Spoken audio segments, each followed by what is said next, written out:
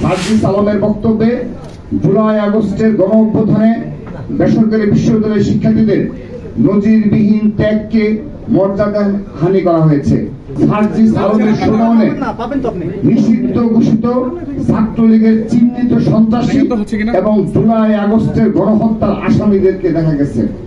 এভাবে জাতীয় নাগরিক পার্টি ও তাদের ছাত্র সংগঠনে নিষিদ্ধ ছাত্রলীগের পুনর্বাসন নেতাকর্মীদের পুনর্বাসন হচ্ছে। আমরা নিষিদ্ধ সংগঠনের নেতাকর্মীদের পুনর্বাসনের নিন্দা জানাচ্ছি।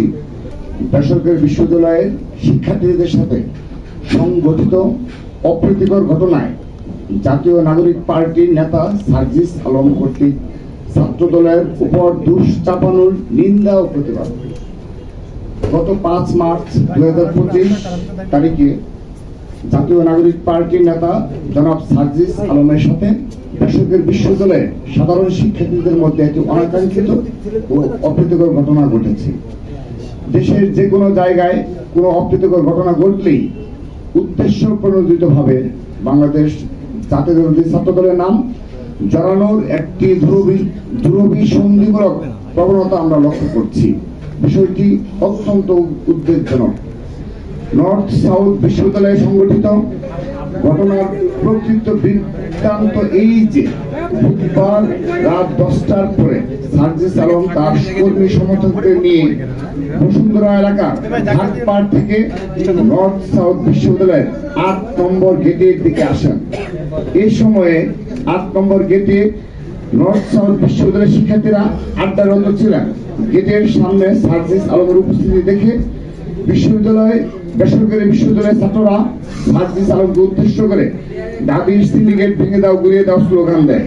উল্লেখ্য, নবগঠিত গণতান্ত্রিক ছাত্র সংসদে বেসরকারি বিশ্ববিদ্যালয়ের শিক্ষার্থীদের যথাযথ মূল্যায়ন না করার অভিযোগে উক্ত ছাত্র সংগঠনটি কতিপয় ক্ষমতাশালী নেতা আত্মপ্রকাশের দিনেই বেসরকারি বিশ্ববিদ্যালয়ের শিক্ষার্থীদের সাথে মধুর ক্যান্টিনে সংঘর্ষে জড়িয়েছে।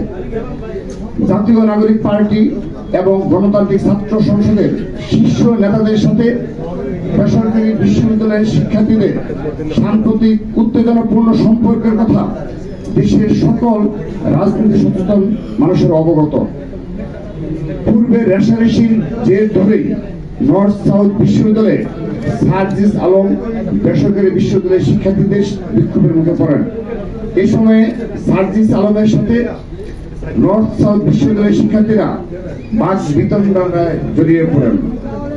সার্জিস আলমের সাথে নর্থ সাউথ বিশ্ববিদ্যালয়ের শিক্ষার্থীদের বিরুদ্ধে সূত্রপাত নাগরিক পার্টি এবং গণতান্ত্রিক ছাত্র সংসদের মধ্যকার দাবি বনাম প্রাইভেট বিশ্ববিদ্যালয় নিয়ে চলমান অভ্যন্তরীণ কুন্দল থেকে। কিন্তু দুঃখজনকভাবে সার্জিস আলম এই ঘটনাকে রাজনীতি রূপ দেওয়ার জন্য ছাত্রদলকে দায়ী করে ফেসবুকে পোস্ট করেন। তার দাবি সম্পূর্ণ ভিত্তিহীন ও কল্পনাপ্রসূত।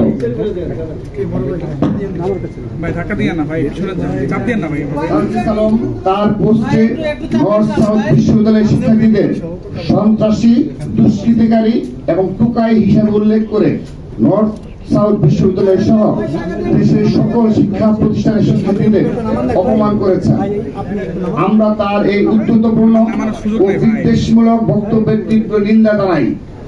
সার্জিস আলমের বক্তব্যে জুলাই আগস্টের গণ অভ্যুত্থানে বেসরকারি বিশ্ববিদ্যালয়ের শিক্ষার্থীদের নজিরবিহীন ত্যাগকে মর্যাদা হানি করা হয়েছে। আমরা তার এই বক্তব্য প্রত্যাহার করার দাবি জানাচ্ছি। উল্লেখ্য, ঘটনাস্থলে বাংলাদেশ জাতীয়তাবাদী ছাত্রদলের কোন সাংগঠনিক কার্যক্রম ছিল না। সেদিন নর্থ সাউথ বিশ্ববিদ্যালয়ের ছাত্রদলের নেতাকর্মীরাও ঘটনাস্থলে ছিল না। সার্জিস আলমের সাথে ছাত্রদলের কোনো বিরোধ হয়নি।